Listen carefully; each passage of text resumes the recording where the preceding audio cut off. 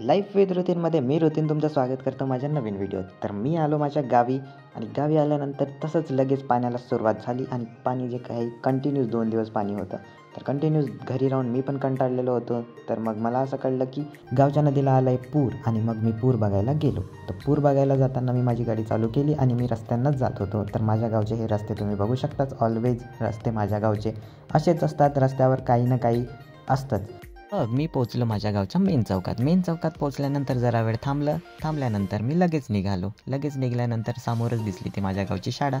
ही आहे तुकाराम विद्यालय, जिथे मी माझे 10वीपर्यंतचे शिक्षण कंप्लीट केलं. त्याला लागूनच माझ्या गावचा मेन एंट्रन्स आहे आणि मेन एंट्रन्सलाच लागून आहे हा हायवे जो आहे हा डायरेक्टली छत्तीसगडला कनेक्ट करते. त्यामुळे या रस्त्यांवर खूप जास्त ट्रक्स चालतात.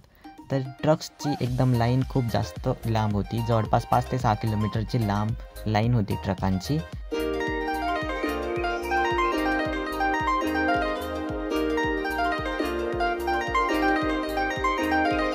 सगळ्या ट्रकांना मागे टाकत मी समोर आल्यानंतर बघायला भेटलं हे पाण्याने भरलेले पूर्ण शेत. पाण्याने पूर्ण भरून होते, त्यामुळे शेतीचं तर खूप जास्त नुकसान झालेलं दिसतंय.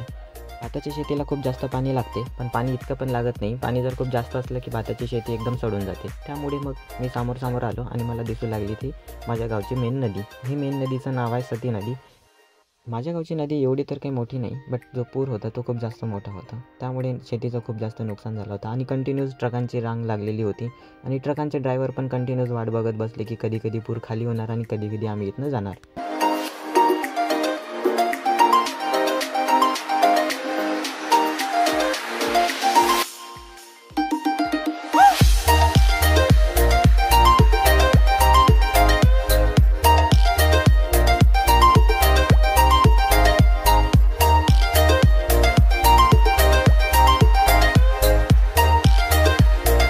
अशाच नवनवीन व्हिडिओसाठी माझ्यासोबत जोडून राहा. Like, share and subscribe.